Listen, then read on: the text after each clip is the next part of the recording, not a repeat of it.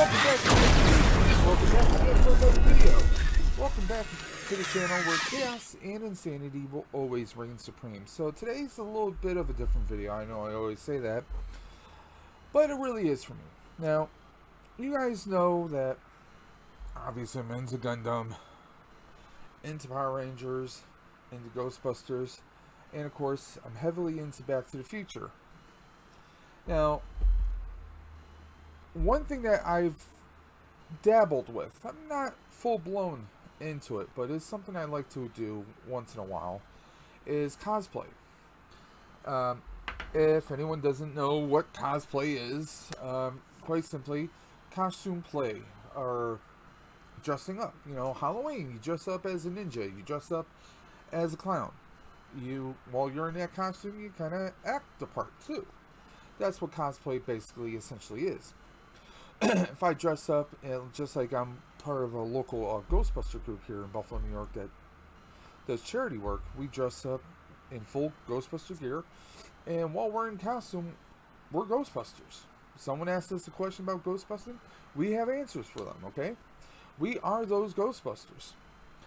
Now, you can do that in just about anything. Usually at Comic-Cons, cosplay events, you see anyone and everyone. Some people have made their own costumes, their own props. Maybe it's a very unique and original character that they've constructed. Well, as you guys know, there's been a little bit of something going on in the world for the past year and a half, which kind of brought an end, well, I shouldn't say an end, but almost a very prolonged hiatus, a pause, on Comic-Cons events, whether you're into comic books, movies, sci-fi, fan films. I mean, not even just that, but Comic-Cons or comic book conventions, as they're really known as, where you can go see your favorite movie actor, your favorite director, your favorite cosplayer. Believe it or not, there are even cosplayers that make a living creating their costumes and touring the different Comic-Cons. Well, obviously, we have something that's been going on in the past year. I won't name that because YouTube likes to strike that. So what happens is, I'm at a point where Comic-Cons are coming back. Now, here in Buffalo, we really don't get them that often. There's the Nickel City Comic-Con, which will be returning to the Buffalo, New York area next June. And you definitely want to look out for that in case you're part of the... If you're going to be in the Western New York area at that time, it's going to be an awesome event. You don't want to miss out. We have also a small Comic-Con called Niagara Falls Comic-Con. But if you go over into Canada, over into Toronto, they have the Fan Expo, which is one of the larger Comic-Cons. I've been there once. I did actually a Doctor Who cosplay. This was dressed up as the 11th Doctor. My wife dressed up as Clara Oswald from Doctor Who. And we actually got to meet the 12th Doctor, Peter Capaldi, which was very cool, very awesome. Now, it's been a couple years since we did that now. So, we are actually contemplating, possibly, going to the Fan Expo coming out in October. Now, it's going to be like, I think around the 24th of October, so that's going to be kind of late. Here's the thing. One, I know there's a lot of things going on with the world. You know, some parts of the world are kind of backpedaling on the procedures for everything that's been going on this past year. So the question is, one, do I want to immerse myself in a very crowded place? There's that question, which is a valid question for a lot of people. Now, as you guys know, with my health, I went through a big metamorphosis this past year and a half.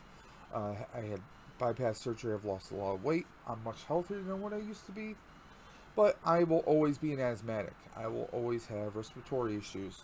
So the question is, do I want to put myself in that situation? That's a question I need to thoroughly review. Do I want to do that? And second, if I do go, do I still want to mask up? Do I want to wear a mask? I probably could. It wouldn't be that big of an issue. I got plenty of masks to wear. But here's the question. Do I bring back my first cosplay? My first cosplay was the Flux Pack, Back to the Future Ghostbusters mashup. I've worn that once at Niagara Falls Comic Con back in 2018. think, yeah, it was 2018. So, do I want to bring that back? Of course, my body was in very bad shape, and that comic book convention was extremely hot and humid. Now, this would, mind you, usually when I go, it's like June. This is going to be October, so we're going to have cooler weather. So there is that. Do I want to do the Flux Pack, or do I want to try a different kind of cosplay? I could do another Doctor Who cosplay.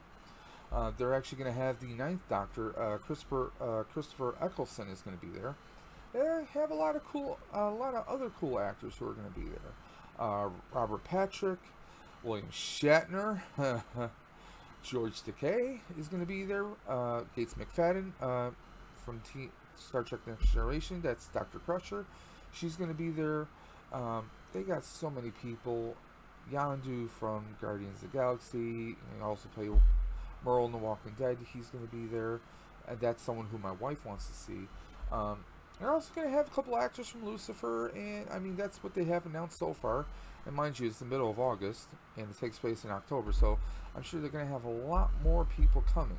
So, if I do move forward, and as long as this con still takes place, how do I want to do my costume?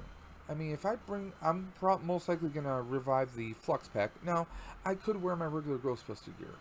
I could. And I'm sure it probably would bring attention, especially with Ghostbusters Afterlife coming out. I could do that, but I think I want to do something a little bit different. And, I mean, my first con, like I said, 2018, my first cosplay at a con was the Flux Pack. And what became of that was, it was my first project, my first cosplay. I was like, you know, I want to do something pretty cool. We're gonna go to this Comic-Con, but I wanna do something. It was kind of like my midlife crisis, if you will, guys. I said, well, Christopher Lloyd's gonna be there. I love Back to the Future, but it was also the 35th anniversary of Ghostbusters. So, what do I do? Do I say, sure, let me try this? I said, what the hell? They're two of my favorite franchises of all time. Let's merge them together. I got myself a Spirit Pack from the Spirit Halloween website, or ordered it, came home, and then I started going online, doing all my research, hitting all the groups, Facebook groups. I found there's a whole Ghostbusters community. In fact, there's a Ghostbusters fusion group, which is all about cross cosplay of Ghostbusters. And they were a big help. Now, the concept of my pack changed several times over the years. I do need to do a little bit of work to touch up the pack, but that's something I can knock out in an entire weekend. It's not terribly much. My back is much better. Now, here's a couple thoughts I have. I could get me a white lab coat. I could get me a white lab coat. I could do kind of like Doc Brown wearing the Proton Pack, or I could do Marty McFly. Now, when I did my original cosplay, I did have a jumpsuit that had McFly on it. Unfortunately, that suit is way big on me now. Not to mention the material's very heavy, so I'd probably be sweating my butt off. So one idea I have is I could take another suit that I have, or I could make it semi-casual. You figure you're going to be in a big convention center that's going to be filled with people, so that combined body heat is just going to make the place a sauna. So, I already have a black t-shirt that has the name McFly printed on it, just like Ghostbusters name tag, and I have just a general Ghostbusters logo on that shirt, on that sleeve. So, I could do khaki cargos, and I do have some knockoff Back to the Future 2 sneakers that I could throw with them, so those could be my sneakers. Either that, or I'll wear my Ghostbuster boots. Cargo pants, t-shirt, and then the pack. Now, I do still have enough time that I could probably make a few Ghostbuster Back to the Future inspired gadgets in the meantime. I mean, the last time around I had a little, instead of the belt gizmo that the Ghostbusters usually wore, I made a small little box that actually had a numerical keypad on it, and that was my time circuits. So, because the whole concept of, and everybody asks me this, well, what do? Are you zapping it to another time? No, that's not what I'm doing. Flux capacitor works in concert with the rest of the components of the proton pack. The cyclotron, which is the unlicensed nuclear accelerator that allows the particle stream to basically wear your ghost down, and then in the capture stream, basically a lasso that grabs your ghost so you can slam it into the trap, okay? Well, the side tube that you see right there with the caution tape, that is what I call my temporal slime filter, okay? So, flux capacitor, which makes time travel possible, with the slime filter and the cyclotron, what it actually does is when the energy field hits the ghost, it basically is making the ghost, because just like when you grow up, you're a little baby, you're a child, you're a teenager, grown adult, right? Well, imagine if, what's easier to handle, a grown adult or a toddler who's crawling on the ground? Toddler that's crawling on the ground. It's a little bit easier to get your hands on them and grab them, right? Same thing with the flux pack. The energy stream, the particle stream, basically creates an energy field around that ghost. It doesn't bring the ghost back to life. I always get hit up with that question. No, it simply takes the ghost to an earlier point to when it first became a ghost. So instead of a class 5, it's a class 1. It's much weaker, very weak. Won't put up that much of a fight. So one person could capture the ghost without the help of any others. So with that being said, it makes it easier to, you could take on the biggest, baddest ghosts you could possibly think of, as long as you can hit them with the particle stream, and it could weaken them to an earlier point in their ghost time stream. You can capture them. Makes it easier to capture them and trap them. Now, someone might say, "Well, you got the Mr. Fusion there. You got the flux capacitor. How fast do you have to run to go back in time?" Well, that's the thing. My story, my backstory for the flux pack is this: in an emergency situation, and this is a last resort. Okay, this is not something that you want to do to hop over to the store for groceries, okay? The flux pack, as I like to call it, does have a last resort safety feature. Just like the Ghostbusters never want to cross the streams, there is something you never want to do, but if you really need to, you could do. In an emergency situation, let's say you're in an old mansion, an old house, an unsafe building, and ghosts are coming at you, you're falling through the floor. Or maybe a ghost suddenly picks you up and throws you out the window. You could actually crank up the pack, basically set the cyclotron to overdrive so that it's reaching up to it's rotating, its particle accelerator is accelerating to beyond 88 miles per hour, creating the necessary speed that would be necessary to make the flux capacitor activate, and then it creates an energy field around you because you are the wearer of the pack, just like Marty was the driver in the DeLorean. It creates an energy field that will create a temporal rift that may throw you backwards or forwards in time. Okay, unless you have time circuits connected to it, you can't control it. But as a last resort, if you're about to die, have bodily harm, you can temporal displace yourself to a different point in time to save yourself. Now the thing is, because if you don't have if you don't have time circuits to control where you're targeting to go to, you can wind up anywhere and everywhere. The danger of that is, well, if you're being tossed out a window, you might find yourself miles away or even the other side of the country in a different point in time because the Earth is always rotating. Science right there, folks. Science and physics. So if there's a rip in the space-time continuum, 1, you don't know where you're going to wind up. Okay? 2, whereas in the original Back to the Future, Marty and Doc are either in a train or a DeLorean, which is fully encases you. Okay? And of course, we know that when a vehicle is traveling through time, first it heats up, and then when it arrives, you're dealing with very cold temperatures. So that also will happen to the traveler.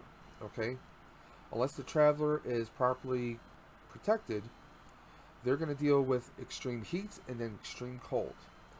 Potential dangers to that is, depending on how hot you actually get, you could have some burning to your skin. Also, when you come back, that extreme cold, you might get momentary frostbite or hypothermia. So there are a lot of different dangers. And plus, going from hot to cold, you can put your body in shock. Like I said, it's a worst case scenario for the Flux Pack, but that's what happens when you're a Temporal Ghostbuster. I even have a badge that says Temporal Ghostbuster on it. I'll have to show you guys another time. But yeah, so that's kind of my idea. Either I'm going to do like maybe a Doc Brown, maybe I'll get that white spray, coloring spray, make my hair all white so I can be like a Doc and have lab coats and some khaki pants, some khaki cargos like Doc wore in some parts of the trilogy. Or maybe I'll just do khaki cargos, the t-shirt I have, regular utility belt I have for my Ghostbuster gear, and the Flux Pack. The only thing I have to do to the Flux Pack is, well, I have to refill the slime filter.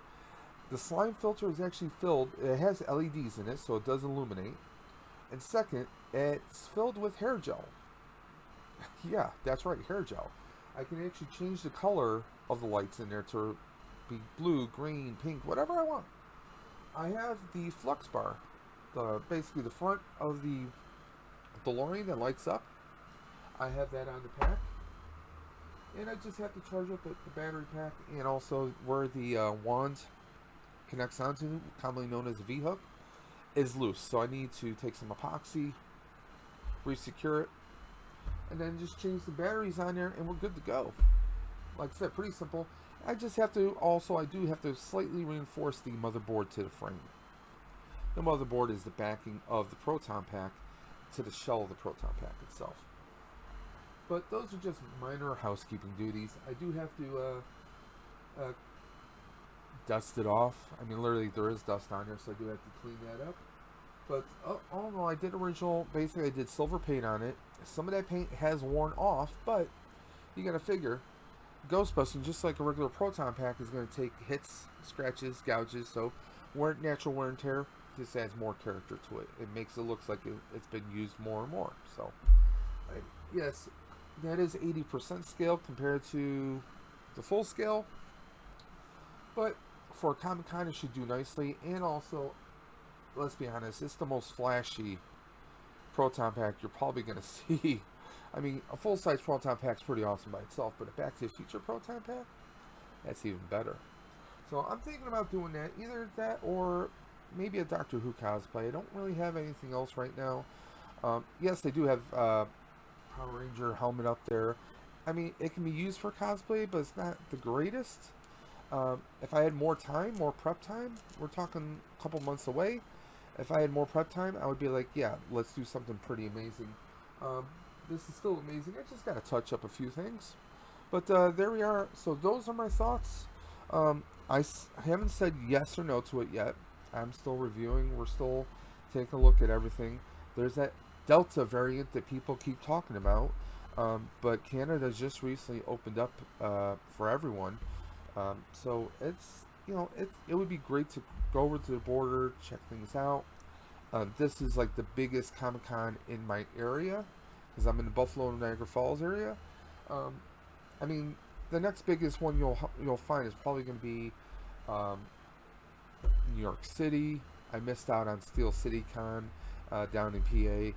I had a lot of different stuff going on. But what do you guys think? Give me your thoughts and opinions. Please hit me up in the comment section below. Let me know your thoughts. Do you think I should go to the con, or do you think I should hold off and just wait a little bit more time just to see how things are?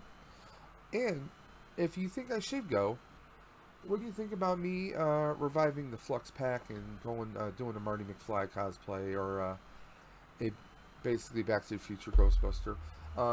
And if I go, if they allow me, now this is if they allow me, because I know some cons have been sketchy about recording, I will try to record the entire, or at least the highlights of the events.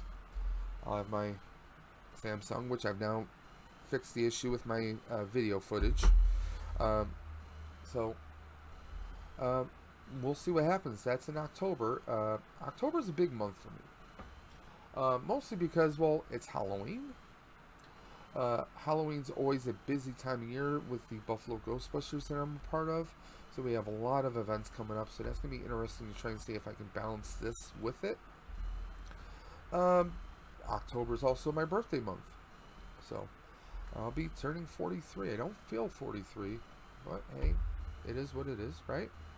A lot of different things going on. Some depressing stuff, but I won't get into that, guys.